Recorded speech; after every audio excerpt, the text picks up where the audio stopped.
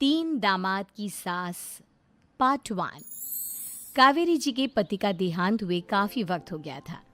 कावेरी जी की 3 बेटियां थी, ईशा, मोहिनी और सुहाना। तीनों ही काफ़ी होशियार और नौकरी करने वाली थी। लेकिन उन तीनों से कावेरी जी इतना प्यार करती थी कि उनकी शादी की उम्र होने पर भी उन्हें पराये घर भेजने का उनका मन ही नहीं हुआ। अरे तुम तीनों मेरे कलेजे का टुकड़ा हो। जब भी तुम्हारी शादी के बारे में सोचती हूँ ना, बड़ा डर लगता है। सही कहती हो मम्मी, हम भी आपसे बहुत प्यार करते हैं। हाँ, मम्मी पापा के जाने के बाद अब बिल्कुल अकेली हो गई हैं। और मम्मी, अगर हम तीनों शादी करके चले गए तो आपका ख्याल कौन रखेगा? लेकिन अपनी खुशी की वजह से मैं तुम तीनों को बिना शादी के भी तो नहीं देख सकती ना बेटा। समाज के हिसाब से देखे तो यह भी गलत होगा और मैं ऐसा कुछ नहीं चाहती। लेकिन तुम तीनों से दूर होने के बारे में सोचती हूँ तो अजीब सा लगता है। लेकिन मम्मी, हम आपको इस तरह अकेला छोड़कर नहीं जा सकते। एक काम करते हैं मम्मी, शादी के बाद ना आप मेरे साथ मेरे ससुराल में चलना और मेरे साथ ही रहना। अच्छा, और तेरी सास मुझे रहने देगी तेरे ससुराल में? अरे बेटा, वहाँ ऐसा नहीं होता। बेटी की माँ कभी अपनी बेटी के ससुराल जाकर नहीं रह सकती। एक काम करते हैं माँ, आप ईशा और सुहानी की शादी कर दीजिए और मैं हमेशा आपका बेटा बनकर आपके साथ ही रहूंगी। मुझे नहीं करनी शादी। अरे मेरी बेटियाँ मुझसे कितना प्यार करती है, मेरी वजह से अपनी पूरी जिंदगी दांव पर लगाने को तैयार है। लेकिन मैंने ना इससे भी एक अच्छा उपाय सोचा है। क्या मम्मी? अगर आपके पास कोई सोल्यूशन है तो फिर क्यों परेशान हो आप? बताइए, क्या करना चाहती हैं आप? मैंने सोचा है कि अखबार में इश्तिहार देकर तुम तीनों के लिए 3 घर जमाई दामाद ढूंढ लूंगी। वैसे भी नौकरी तो तुम तीनों अच्छे से कर लेती हो, कमा भी अच्छा खासा लेती हो। कोई भी लड़का तैयार हो जाएगा तुमसे शादी करने के लिए। अरे मम्मी, ये हुई ना बात। इससे हमें आपसे दूर भी नहीं जाना पड़ेगा और आपको अकेला भी नहीं रहना पड़ेगा। हाँ मम्मी, ये बहुत अच्छा तरीका है। मैं तो कहती हूँ आज ही अखबार में ऐड निकलवा देते हैं। बिल्कुल, आज ऑफिस जाते वक्त मैं ये काम कर दूंगी। और कुछ ही दिनों के बाद कावेरी जी को 3 घर जमाई दामाद विवेक, सुमित और अविनाश मिल जाते हैं और वो उन तीनों लड़कों से अपनी तीनों बेटियों की शादी करवा देती है। शादी के कुछ दिन के बाद, अरे अब शादी हो गई, छुट्टियां खत्म, तुम तीनों जाकर नौकरी करो, कुछ काम करो। अरे मम्मी जी, कमाल करती हैं आप। अब घर जमाए इसलिए थोड़ी ना बनाए कि हम बाहर जाकर नौकरी करें। मम्मी जी, मेरा तो घर जमाई बनने का मकसद ही यही था कि एक कमाने वाली बीवी मिल जाए। बाहर जाकर काम करने से तो मेरा दिल घबराता है। घर का कोई काम है तो बता दीजिए मुझे। अगर ऐसी बात है तो शाम का खाना बनाओ।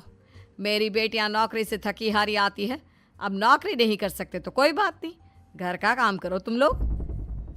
मैं तो घर का काम करने में बहुत खुश हूँ, बस ये बाहर धूप में निकलना, रास्ते में जाना, नौकरी करना, ये सब मुझसे नहीं होता।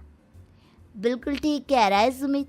अरे गर्मी में, बारिश में, सर्दी में घर से निकल कर जाना और उधर बॉस की चिक चिक सुनना, इससे बढ़िया तो यह है कि मैं घर में झाड़ू पोछा कर लूँ। ठीक है, फिर तुम झाड़ू पोछा करना। अविनाश शाम का खाना बनाएगा और विवेक तुम सुबह का नाश्ता और खाना बनाओगे। मेरे तीनों दामाद घर संभालेंगे और बेटियां नौकरी करेंगी।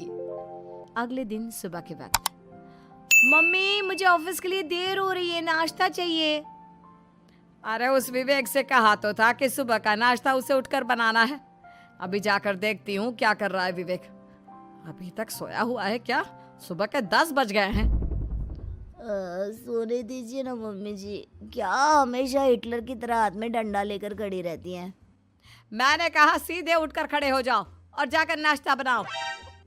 लेकिन मम्मी जी, बिस्तर में से निकलते ही कोई नाश्ता कैसे बनाएगा? 2 मिनट, वॉशरूम जाकर आता हूँ। बिल्कुल नहीं, सीधे रसोई में पहुंचो, मेरी बेटी को ऑफिस जाने में देर हो रही है। कुछ देर के बाद, हे भगवान, दोपहर के 12 बजे हैं लेकिन घर इतना गंदा पड़ा है। सुमित से कहा था मैंने समय पर झाड़ू पोछा कर देना। सुमित, कहाँ हो तुम? क्या हुआ मम्मी जी? सुबह की चाय तो पीने दीजिए। आप भी हद करती हैं, चिल्लाती ही रहती है। ये सुबह की चाय है या दोपहर की चाय? अगर तुम 12 बजे उठकर सुबह की चाय पियोगे तो क्या शाम का खाना रात के 3 बजे खाओगे? मम्मी जी चिल्लाइए मत, बताइए बात क्या है? अरे 12 बज चुके हैं, अभी तक झाड़ू पोछा नहीं हुआ। घर में देखो कितनी गंदगी है। अच्छा अच्छा, तो आप इसलिए परेशान हैं। वो क्या है ना मम्मी जी, आज मेरे हाथ में दर्द हो रहा है। रात को उल्टी करवट से सो गया था, हाथ हिलाया भी नहीं जा रहा। कौन से हाथ में दर्द है दामाद जी? इस सीधे हाथ में मम्मी जी, हाथ हिल भी नहीं रहा है। विवेक, सुन लिया तुमने? सुमित के हाथ में इतना दर्द है कि बेचारे का हाथ भी नहीं हिल रहा। आज तो ये खाना भी नहीं खा पाएगा, तो एक जन का खाना कम ही बनाना। ठीक है मम्मी जी। अरे नहीं नहीं मम्मी जी, मेरे कहने का मतलब वो नहीं था। मेरा मतलब है खाना तो खाऊंगा ना। अरे लेकिन कैसे? हाथ तो हिल भी नहीं रहा है। अरे मम्मी जी, आपको ना किसी जेल में जेलर होना चाहिए था। बेकार में हमारी सास बनकर जिंदगी खराब कर रही हैं। अरे लगाता हूँ पोछा। एक बेचारा घर जमाई और कर भी क्या सकता है। शाम को जब ईशा, सुहाना और मोहिनी ऑफिस से लौट कर आती हैं। मम्मी, शाम के खाने में क्या बना है? अब ये तो तेरे पति को ही मालूम होगा ना बेटा, उसने ही खाने की जिम्मेदारी ली थी।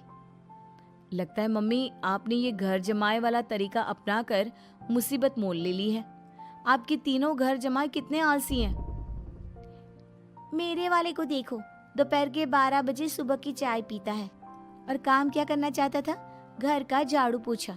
मम्मी बता रही थी कि आज उसने घर का झाड़ू पोछा शाम के 5 बजे किया था।